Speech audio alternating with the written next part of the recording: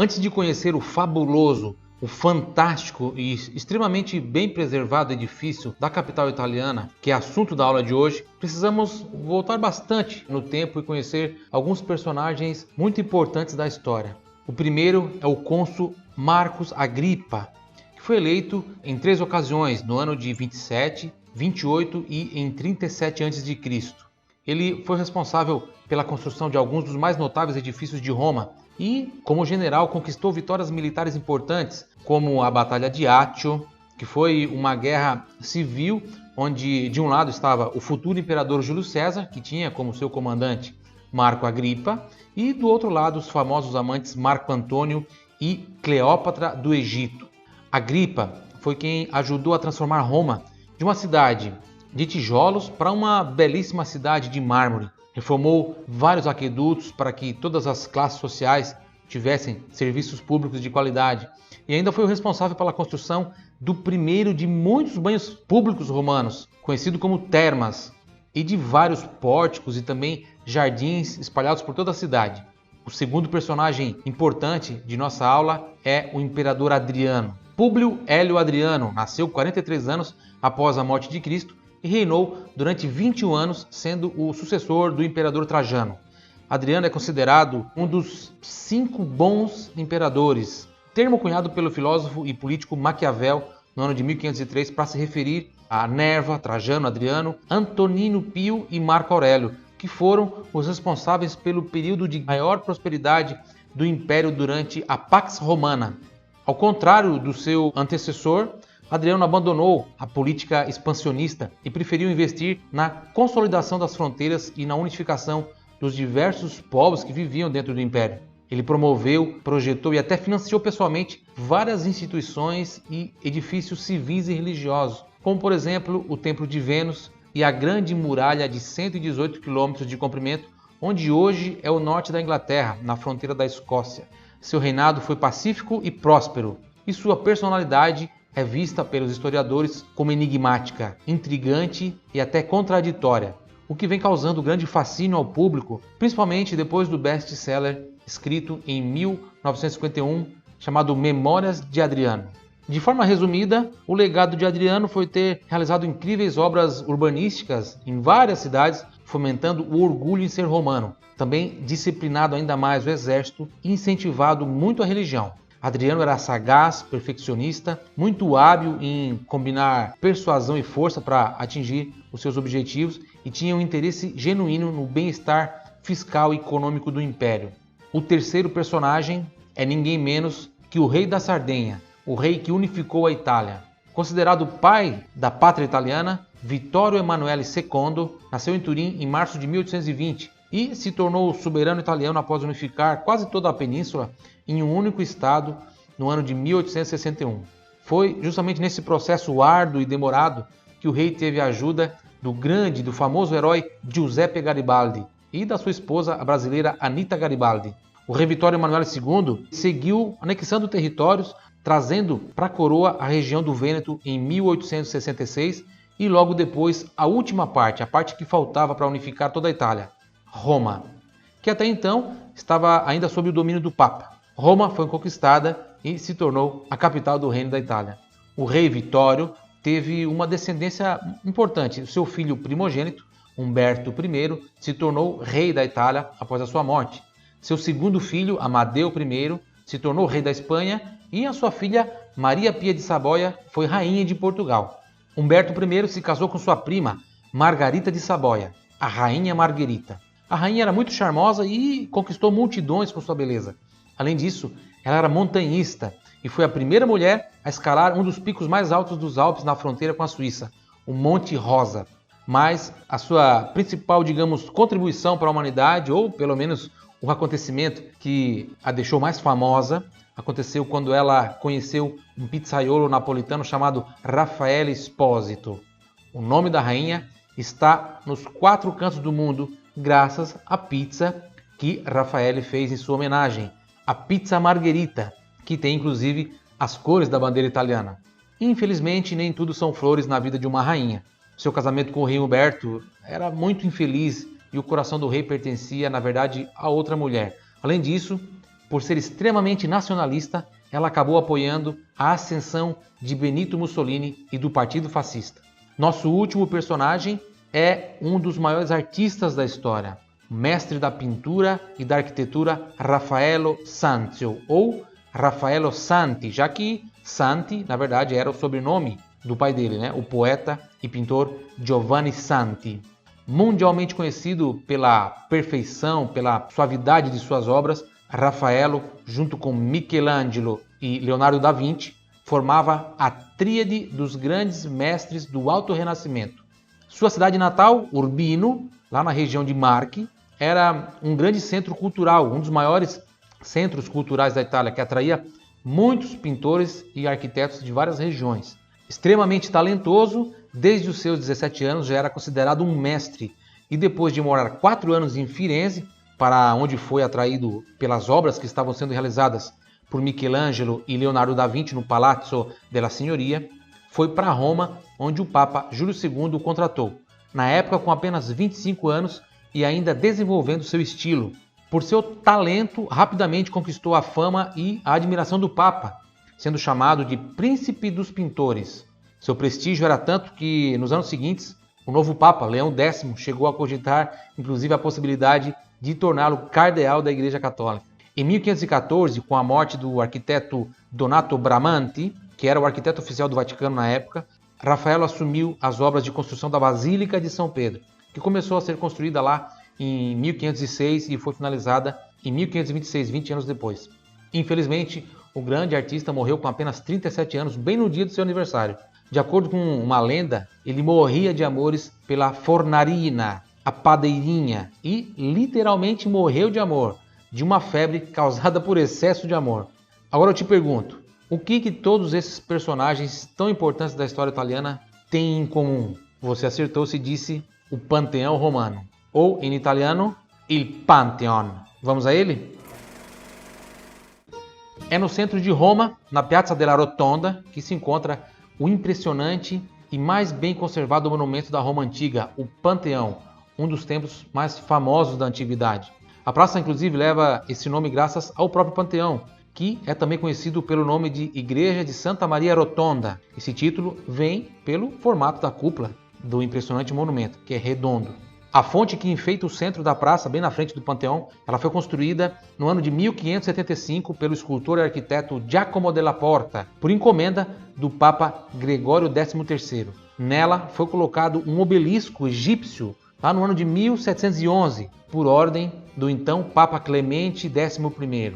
O obelisco do Panteão foi construído na época de Ramsés II, olha só, lá entre 1279 aproximadamente a 1213 a.C. e foi levado até Roma pelo imperador Domiciano, que o colocou como decoração no seu Campese, templo dedicado à divindade egípcia Ísis, próximo ali à igreja de Santa Maria sopra Minerva.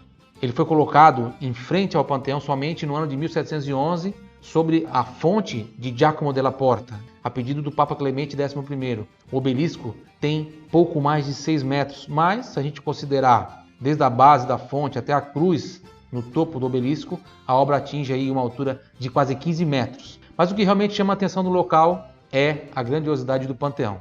Erguido há mais de 2000 anos, durante o período imperial, esse templo é um dos maiores símbolos da antiguidade de Roma e um dos monumentos mais bem preservados da época. É o monumento mais preservado da época. Uma obra fantástica da arquitetura e da engenharia do Império Romano, que chama a atenção até hoje pela forma de enorme cúpula. Ele foi construído originalmente em 27 a.C. por Marco Vipsânio Agripa, o nosso primeiro personagem aqui que eu falei no começo da aula. Marco Agripa, que era genro de Augusto, mas essa primeira construção ela foi destruída por um incêndio em 80 d.C. e depois um outro incêndio causado por um raio no ano de 110 d.C. E aí ficou em total ruína. É aí que entra o imperador Adriano, nosso outro personagem. Quando ele assumiu, uma das primeiras coisas que ele quis fazer foi construir um novo panteão no mesmo local. Então ele foi construído entre os anos de 120 a 124 d.C. por ordem do imperador Adriano. O panteão foi construído como um templo para glorificar e homenagear diversos deuses romanos, sendo o teto em formato de abóbada uma referência ao céu. O nome do monumento é derivado, inclusive, das palavras gregas pan e theos, que significa pan, todos, e theos, deuses. Templo de todos os deuses. Pantheon. Após a queda do Império Romano, o Papa Bonifácio IV obteve permissão do imperador bizantino, chamado Focas, para converter o panteão em uma igreja cristã, em 609 d.C. E assim, o local foi transformado na Basílica de Santa Maria dos Mártires. Graças a isso foi fundamental para a sobrevivência do panteão até hoje, pois a conversão entre um templo pagão para um templo da Igreja Católica permitiu que a construção sobrevivesse aos séculos, já que a igreja tinha os recursos necessários para a reparação e para a manutenção necessária ao longo do tempo. Inclusive isso aconteceu também com o Coliseu, graças à igreja ter assumido o Coliseu, ele continuou depois tendo a sua manutenção, porque por um longo período ele foi aí abandonado na história. O panteão até hoje impressiona pela sua magnitude e perfeição nas suas medidas, nas suas proporções. As medidas, o diâmetro, a altura da cúpula, elas são exatamente as mesmas. A altura, a largura, ela forma uma esfera perfeita no seu interior. A sua cúpula é a maior cúpula de concreto não reforçado do mundo até hoje. Nenhuma cúpula de concreto não reforçado foi construída depois do panteão. Ela pesa quase 5.000 toneladas. Isso mesmo, você ouviu direito. 5.000 toneladas, que se concentram em anéis de concreto. Ela não é sustentada por nenhum tipo de viga, nenhum pilar. E para suportar tanto peso, as paredes de sustentação chegam a ter até 6 metros de espessura. Para a construção da estrutura, nas camadas superiores da cúpula foram utilizados materiais mais leves, como concreto misturado com alguns agregados, como pedra-pomes, além do formato dos caixotes, daqueles alvéolos que a gente percebe, que a gente vê no interior da cúpula, ter aliviado o peso da construção, já que ali diminuía a quantidade de concreto que era colocada na cúpula. Já na parte inferior, optaram por materiais mais sólidos e pesados.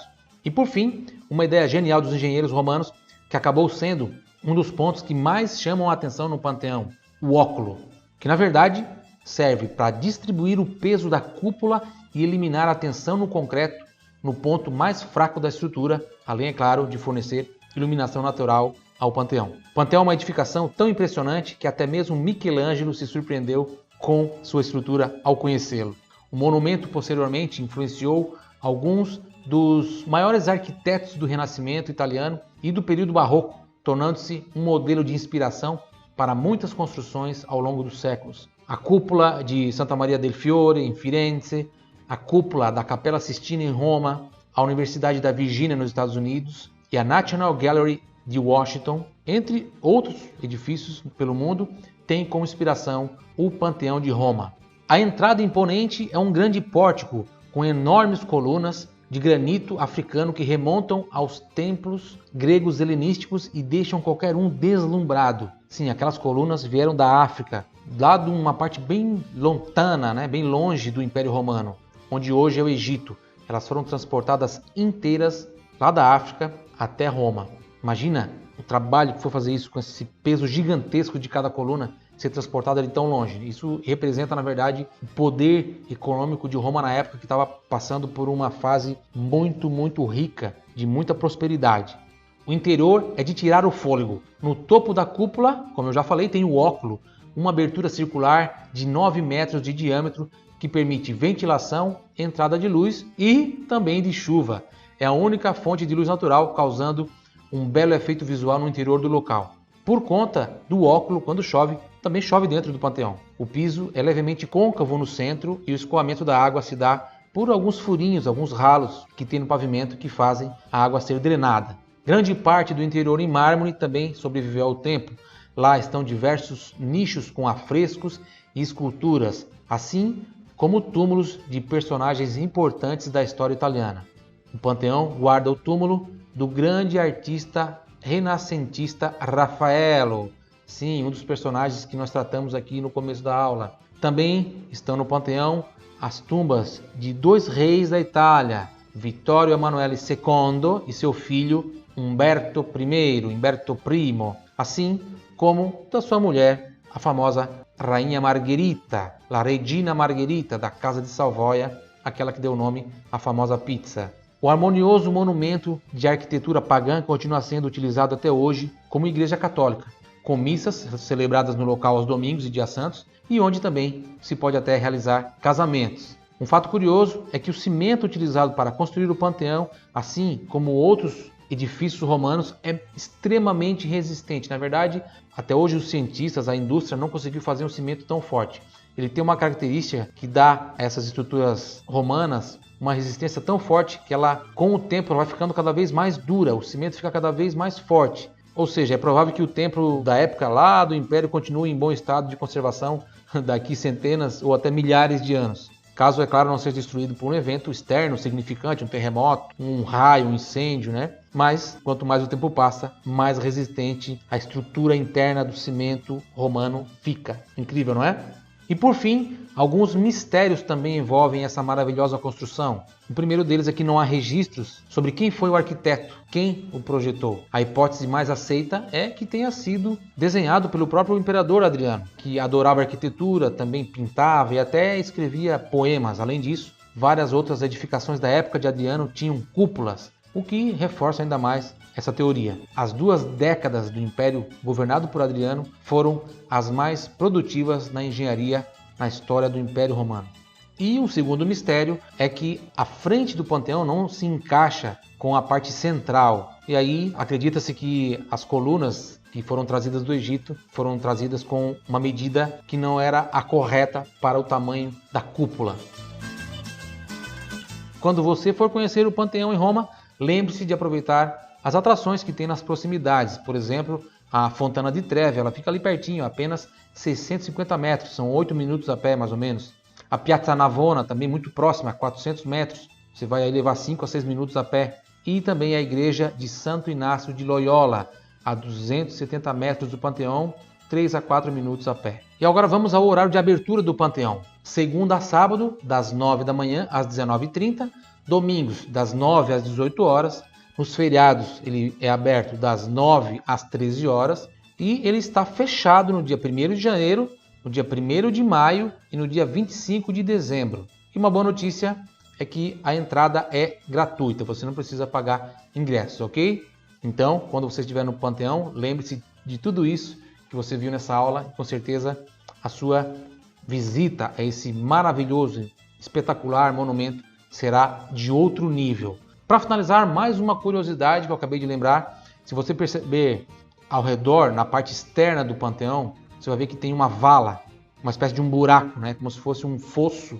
Na verdade, aquela altura lá no chão, lá era na verdade o nível do terreno quando o Panteão foi construído. O verdadeiro nível é aquele que está lá no fundo, né? Então toda a parte ao redor, a construção que tem atualmente, as ruas, elas estão num nível muito mais alto, alguns metros mais altos. A arqueologia explica isso. São os sedimentos de construções e mais construções que foram feitas, demolidas, feitas, demolidas, feitas, demolidas, feitas, demolidas ao longo de séculos e mais séculos e mais séculos, né? Então todo o terreno ao redor do Panteão foi se elevando aos poucos com o passar do tempo. Arrivederci, ci vediamo nella prossima lezione. A gente se vê na próxima aula.